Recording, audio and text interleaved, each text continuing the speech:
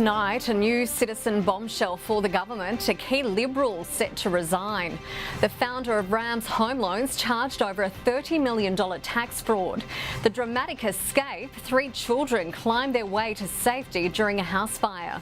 An embarrassing day for the former New South Wales Roads Minister, caught out twice over speeding. And the charge of the light horse, 100 years on. Our special coverage from Bathsheba. This is 9 News Canberra with Vanessa O'Hanlon. Good evening. First tonight, the government's been rocked by another citizenship crisis, this one involving one of the most senior Liberals in Parliament, Senate President Stephen Parry. The Tasmanian's father was British, the senator saying he will resign if it is confirmed by authorities in London that he is a dual citizen.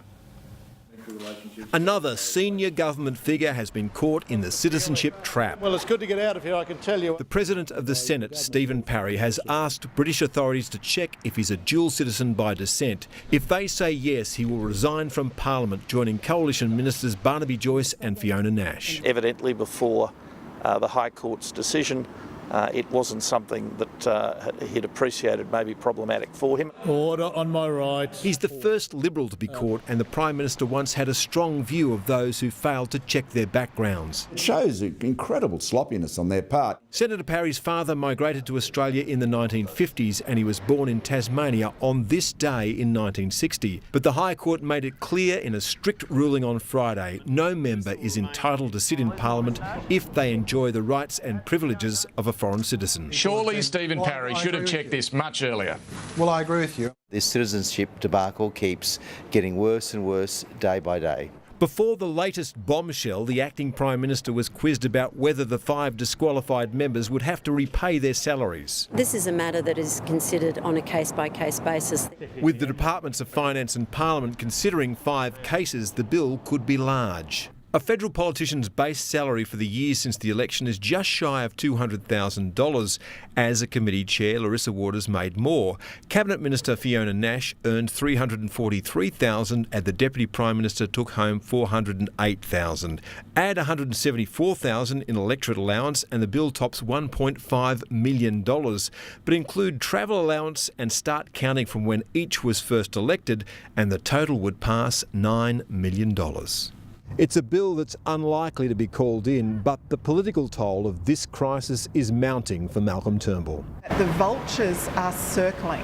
The Prime Minister might not want to come home. Chris Ullman, 9 News. A sitting New South Wales magistrate has been charged with historic child sex offences. For the details, we cross now to court reporter Kelly Fedor. Kelly, what's he accused of? Well, Vanessa, Graham Curran walked into Burwood Police Station today where he was charged with 9 counts of indecent assault. They relate to a teenage boy he knew in the 1980s. In the last 15 years, he has become one of the most well-known and well-regarded magistrates in Sydney, presiding over high-profile cases which last week included Salim Mahaja. Today, the Attorney-General said the judicial officer in question has been suspended by the Chief Magistrate. He will face court for the first time here in November. Vanessa? Kelly, thanks for that update.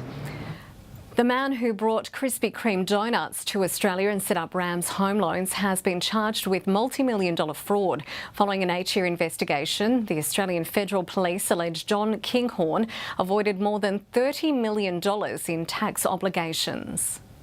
76-year-old John Kinghorn is one of Australia's wealthiest 200 people. He's said to be worth $353 million. John Kinghorn is one of probably Australia's better deal makers.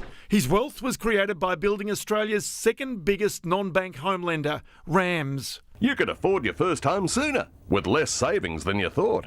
Rams went close to collapse in the global financial crisis and was subsequently sold to Westpac. But by then, Kinghorn got most of his money out, $650 million worth. He's got a habit of very timely exits from deals and some canny deal making that's made him a lot of money over the years.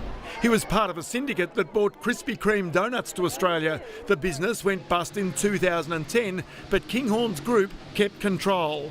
But today, the Australian Federal Police allege he concealed ownership of 2 companies from the tax office.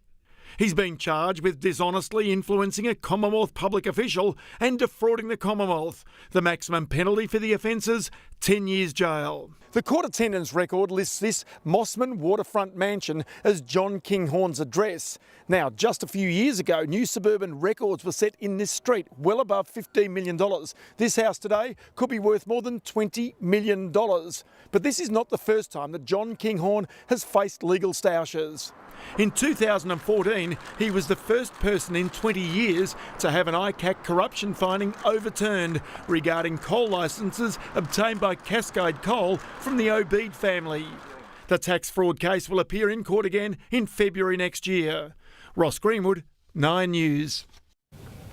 Neighbours in Sydney's northwest have raced to the rescue as a fierce fire forced a young family to take refuge on their roof. 2 children were plucked to safety as smoke filled their home, but firefighters had to brave the inferno in order to rescue their dad, who was trapped inside. Thick black smoke rapidly pours from this northwestern Sydney home. 2 teenagers are trapped on part of the roof. Their father, Rod Nolan, is stuck upstairs, disorientated and overcome by smoke. When I came out in here, black smoke is already coming out. The father is inside. When I asked the kid, he is already unconscious inside. His 3-year-old son has been burnt, but somehow makes his own way outside. Neighbours comfort the little boy before grabbing a ladder to rescue the other children. Then fire crews arrive, dragging Rod to safety. The male occupant was stuck in the bathroom and disorientated, heavily smoke inhalation. The Nolan family were treated on the side of the road. The young child with smoke inhalation and injuries, he was unresponsive really. He was conscious but unresponsive, looked very disorientated, and the other kids were just in shock. As crews put out the blaze that's believed to have started in the kitchen. The 2 teenagers were trapped on this part of the roof for almost 10 minutes. It was only thanks to the quick thinking of nearby neighbours that they were able to get them down before firefighters even arrived. But one of the firefighters on the scene went from this emergency to the next as his wife went into labour. It's been hectic, but very exciting, so I can't wait to get out of it. This afternoon they welcomed a 3.4 kilo bundle, a little girl named Paige. The Nolan family were treated for smoke inhalation and minor burns at Westmead Hospital as fire investigators work through this gutted home. Zara James, 9 News. Fairfax Media's reaction to losing the Chris Gale lawsuit could land it in more trouble, with the Supreme Court judge today saying she was troubled by its comments. Damages are yet to be awarded to the star West Indies cricketer, but that hasn't stopped him savouring his win. We're about to have some champagne. Chris Gale last night celebrated a courtroom victory with his legal team and his 1.6 million Instagram followers. Give thanks for life. It had been a big day. I'm really tired. Straight to bed. Sleep. But this morning, the loser in this case, Fairfax Media, was still crying foul, and that could cost them again. Fairfax is considering its position with a view to appealing. The media giant flagged that possibility in this press release yesterday. It also claimed that the judge accepted that the jury had been misled and Fairfax did not get a fair trial. That criticism certainly stung Justice Lucy McCullum this morning. She told the court she was troubled by those comments and may take the matter further. That could well mean that after losing the defamation case, Fairfax Media could now find itself slapped with the charge of contempt. We are convinced that it is not a contempt. In the meantime, the judge is now attempting to put a price tag on the damages Chris Gale suffered in the Fairfax newspaper stories, which wrongly claimed he exposed himself to team masseuse Leanne Russell in Sydney in 2015. As a guide, Gale's legal team included details of actor Rebel Wilson's recent record $4.5 million payout. Justice McCullum is expected to announce Gale's payday next month. Damien Ryan, 9 News.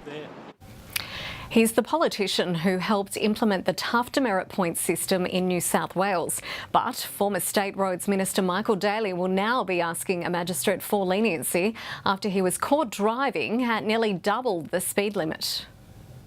A mea culpa today from the former roads minister. I'm disappointed in myself. I'm embarrassed by this. Michael Daly clocked travelling 78 kilometres an hour in a 40 zone in the Eastern Distributor. I just assumed that it was like any other night, that it was an 80 zone, and I shouldn't have assumed. I suppose I should have looked to see exactly what speed was being displayed. The incident occurred at 11:30 p.m. on the 8th of August after the Deputy Opposition Leader had left a late parliamentary sitting. There were maintenance works on the Eastern Distributor. Transurban, who managed the tunnel, say there were a number of warning signs clearly telling drivers the speed limit had changed. Mr Daly was fined $884 and 5 demerit points. But because the speeding range was so high, his licence was automatically suspended for 3 months. I do think that a 3-month suspension, having made one mistake in a very long time, is a bit harsh, and that's what I'll be arguing to the court. It's a different tune for Mr Daly. As Roads Minister, he introduced tougher penalties on speeding, issuing this press release in 2009. The more you speed, the more harshly you will be punished. And make no mistake, anyone caught doing more than 10 kilometres over the limit is either deliberately speeding or not paying attention. And these motorists will not escape lightly. It appears Mr Daly is hoping to now convince a magistrate otherwise. Laura Tunstall, 9 News. 100 years on from one of Australia's most significant World War I victories, the Battle of Beersheba, a solemn ceremony is underway in Israel. Malcolm Turnbull is there to pay respect to our diggers after meeting with the country's Prime Minister Benjamin Netanyahu. A bear hug on the Israeli red carpet. Pomp, ceremony, and 2 leaders who certainly seem close. Malcolm, you're a true friend of Israel. Australia is a true friend of Israel. They spoke of shared history, values, and the reason for this visit. The 100th anniversary of the Battle of Beersheba, where the Australian light horse took the city and turned the tide of war against the Turks. It was a great victory, a great charge, the last successful cavalry charge in military history, deeply etched in our national psyche. This event tomorrow was the gateway to the rebirth of the Jewish people. The pair met privately, talking about fighting Islamic extremists, cybersecurity, and supervising the signing of a new agreement to work more closely on defence industry. It was a welcome distraction for the leaders, who are both mired in domestic drama. Benjamin Netanyahu is embroiled in corruption allegations that he denies. The Australian PM, the MP citizenship debacle. I have never had more fun in my life. Israel's welcome may have been incredibly warm, but Malcolm Turnbull is also conscious of just how fraught sovereignty and politics in this region can be. He'll also meet with the Prime Minister of the Palestinian Authority. Bill Shorten visited Palestinian territory today, going to a refugee camp in Bethlehem. But tonight, both he and Mr Turnbull are putting politics aside to commemorate the sacrifice of a century ago in a land that remains grateful. Thank you so much for your very warm welcome. And Michael Best is at the commemoration ceremony this evening. He filed this report a short time ago.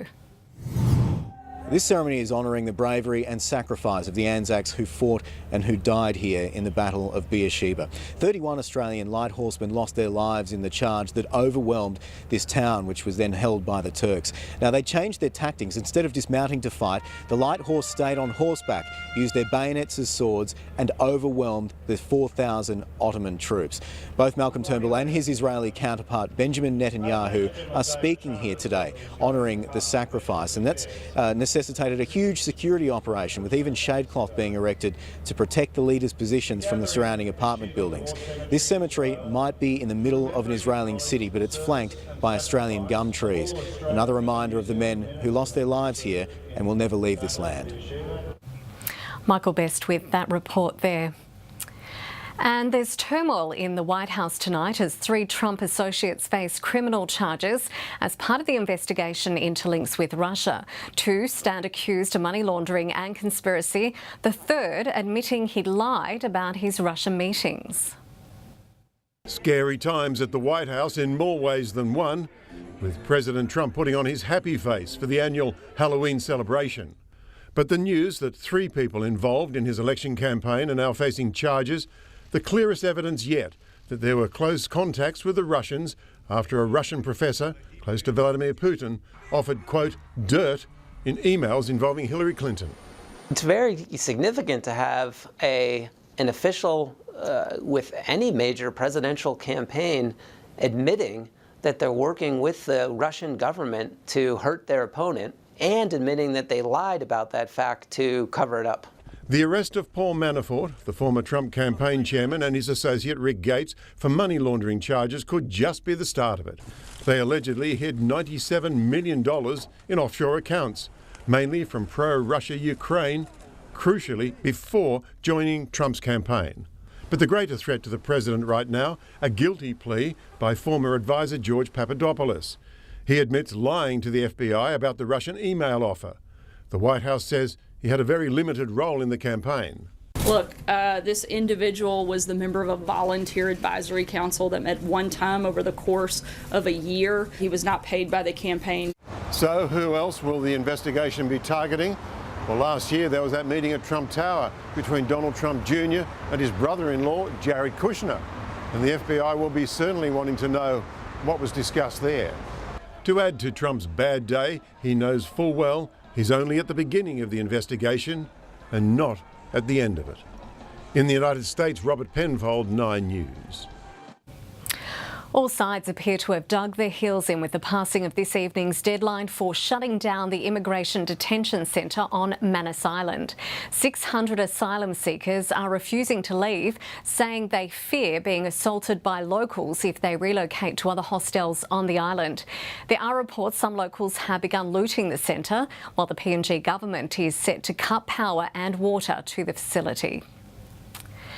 Rugby league officials are investigating a reported coward punch attack on new Roosters fullback James Tedesco, who's been playing for Italy in the World Cup. Gabrielle Boyle is at the Roosters headquarters. Gabby, what happened? Good evening, Vanessa. I can tell you the Rugby League World Cup Integrity Commission has confirmed they are investigating an incident which has taken place at a Cairns bar on Sunday night. The story goes that star fullback James Tedesco was coward punched by fellow teammate Shannon Wakeman. The suggestion is that Tedesco may have hit on Wakeman's girlfriend, sparking this incident. I can tell you it all happened in the hours after Italy's clash with Ireland. Of course, Italy went down 36-12 in that loss. Today, the team was remaining tight-lipped. They jumped on a boat to Magnetic Island and didn't pay much attention to the media, not saying anything. Of course, they will continue with their preparations for their game against the US, which takes place on Sunday. Vanessa. Gab, thank you. A husband and wife duo are now behind bars accused of drug trafficking and possession of suspected stolen goods.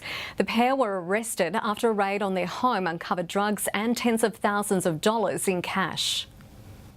More than $37,000 in cash found stacked in neat piles on a family room table. Just a fraction of the suspected stolen property, drugs and cash seized in raids at homes in Chisholm and Gordon. Those allegedly responsible for the haul, married couple Rebecca Arnell and Corey Brown. The pair today charged with drug trafficking and possession of suspected stolen property. The court heard more than 300 tablets of MDMA and 400 grams of ice was found stashed around the couple's home. Prosecutors today opposed the woman's bail with concern she might re-offend or flee due to her husband's immigration status. Arnell claimed the money was from a recent win on the pokies, but the magistrate was unconvinced, telling the court the only people who seem to have success on poker machines are those charged with drug trafficking offences. Arnell was refused bail and did not enter pleas. Brown pleaded not guilty to the drug trafficking charges, as well as a charge over alleged prohibited knives found at the property, but admitted to some driving offences. He did not apply for bail. The couple will return to court in November. Harry Frost, 9 News. In a crackdown on misconduct in public office, the ACT could have its first anti-corruption watchdog by the end of 2018. A committee has recommended sweeping powers which would extend to oversight of police officers. A new level of authority with a proposal for the Territory's first Anti-Corruption and Integrity Commission revealed. A commission like this does need to have extensive powers in order to be able to get behind that curtain that most people seek to draw around corrupt activities. Its role would be to investigate, expose and prevent corruption, covering all ACT public officials and ACT policing, and would have the power to hold public hearings. We think it's appropriate that the Commissioner be given that ability to weigh that up and make a case-by-case assessment. Tripartisan endorsement for integrity in government and no one immune from scrutiny, even when Commonwealth oversight is in place. The ACT community should have that ability to oversight our own policing agency. It's recommended the commission be finalised by the end of next year, but the opposition leader says the process could be stonewalled by the government. I very much expect that the government will try and stall this process, and that they will have delay after delay. Alistair Coe says an anti-corruption watchdog can't come soon enough after moving a motion of no confidence against the Barr government last week, wanting to clean up what he claims are mounting scandals involving property developers and unions. Emma LaRouche, 9 News. Emergency services contained a major gas leak in Richardson after a main was ruptured by contractors. Fortunately, no one was injured. Euthanasia legislation could soon be tabled in the ACT. Labor's Tara Chain moving a motion in the Assembly urging the Commonwealth to lift restrictions. The laws would enable Canberra to determine its own assisted dying legislation. Here in the ACT, simply due to this outdated federal legislation, we can't have that genuine debate in the chamber. Minister Chain says it's not a federal responsibility and the ACT government needs to initiate change. Still ahead, the callous crook who stole from firefighters while they were out on a job, the simple drink that's slowing the onset of dementia, and the ACT law changes taking the fight to bikies.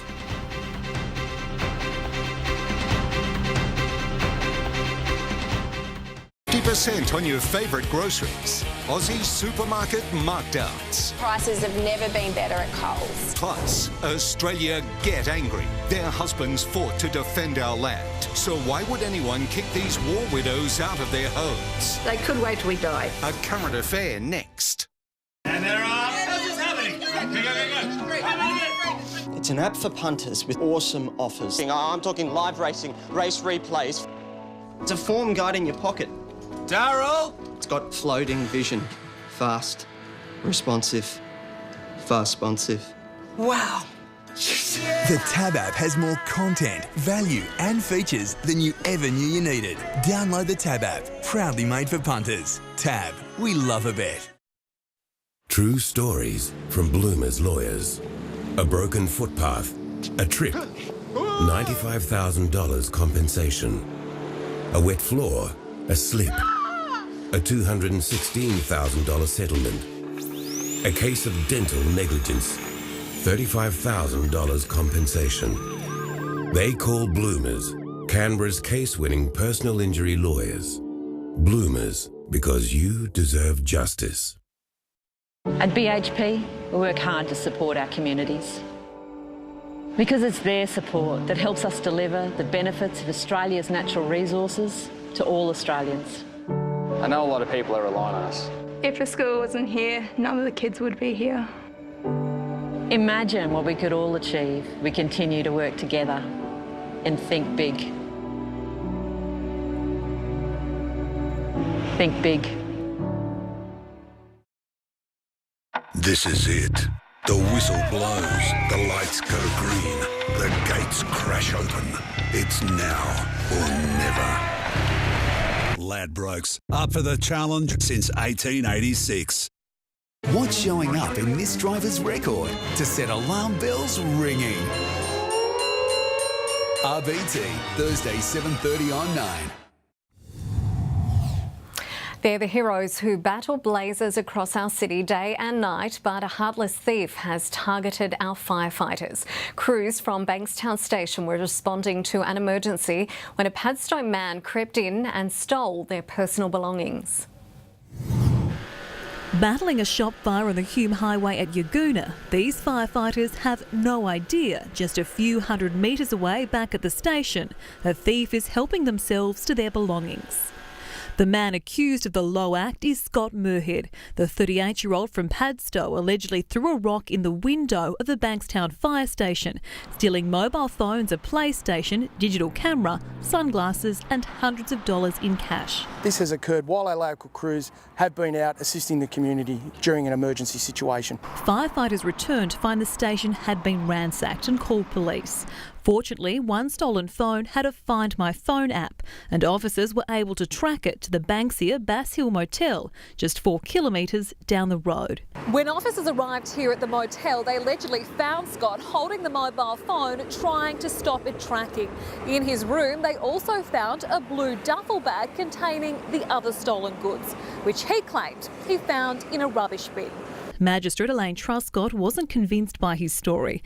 As he was already on bail for another matter, she revoked his bail, putting him back behind bars until he reappears in court next month. Kate Creedon, 9 News. A Danish inventor has admitted dismembering the body of a Swedish journalist on board his submarine, but denies killing her. Kim Wall went missing after boarding the vessel in August. Designer Peter Madsen previously claimed a submarine hatch fell on her head. He now says she suffered carbon monoxide poisoning. This is just one of the results of severe weather hitting America's northeast. This house washed away in New Hampshire, finally smashing into a bridge. The heavy rain and hurricane-strength winds have caused widespread damage and, at its worst, cut power to millions of homes across 7 states. Ahead in the news, Netflix axes House of Cards as Kevin Spacey feels the force of a public backlash, the 100 risk factors for asthma, eczema and hay fever, and plans for a fresh food precinct at Badgerys Creek in time for the new airport. Magic is on 9. Harry Potter. Over 4 spectacular weekends. You're a wizard, Harry. Starting Friday, we'll bring you every incredible Harry Potter movie. From the very beginning to the epic final adventure. The Harry Potter movie event starts Friday, 7:30 on 9. Kids nowadays always got their faces stuck in their screens. So I said, right, family time is important. So at dinner time, the internet goes off. So we can sit together and chat.